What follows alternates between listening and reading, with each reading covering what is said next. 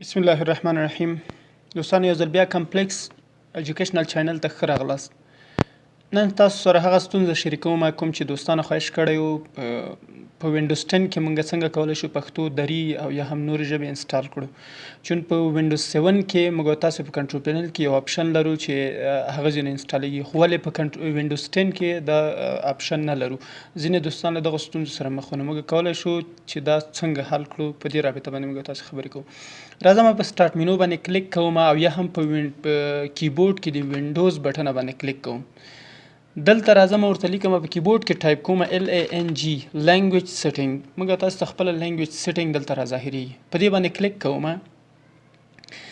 دغه جن دوستانو موږ تاسو کولای شو خپل پښتو او یا هم دری ژبه موږ تاسو اډ کړو. زه تیار اوسه اډ لرم، زه دا ریموو کوم. په دې باندې کلیک ریموو ورته وهم، دری باندې کلیک ریموو ورته وهم. اوس کوم دلته پښتو ژبه نه لرم یا دری ژبه دری ژبه نه لرم، سوري. زه راځم او دا غواړم چې انسټال کوم. بیا راځم کیبورډ کې بټن کیو هم لانګویج لیکم، ورته لانګویج سیټینګ راته راکوي. همدغه مثبت علامه باندې کلیک کوم. راځم دلته که چیرته زه ولټوم نو مانه ډیر وخت اخلي. په کیبورډ کې دلته بره کلیک کوم، په کیبورډ کې ورته ټایپ کوم پښتو، فقط هم دومره ورته لیکم، خلاص. ماته ګوره پښتو ژبه راوړل. په دې باندې کلیک کوم، نیکسټ ورته وهم. یو څو سکند موږ ماته لیکو د موږ پښتو ژبه انسټالیږي.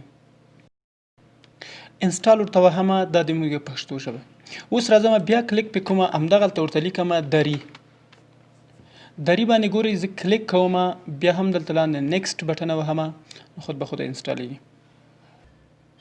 بیا هم په انسټال باندې کلیک کوم او دا هم د موږ پښتو او دری ژبه. اوس راځم کولای شم دغه ځینې چینج کړم. ګوره انګلیش یو سره کړی، په دې باندې کلیک کوم، دری یا هم پښتو، او یا هم په کیبورډ کې شیفت الټ بټن وهم. ګوري پښتو ته چینج کی، شیفت الټ بیا وهم دری ته، بیا شیفت الټ وهم انګلیش ته چینج کی. نو هیله لرم چې څه مو زده کړي وي او ستونزه مو حل شوي وي. د نورو مشکلاتو لپاره کولی شئ زموږ چینل در سره سبسکرایب کړئ، او یا هم څه مشکل لرئ موږ ته لاندې په کومنټ کې لیکلی شئ. مننه.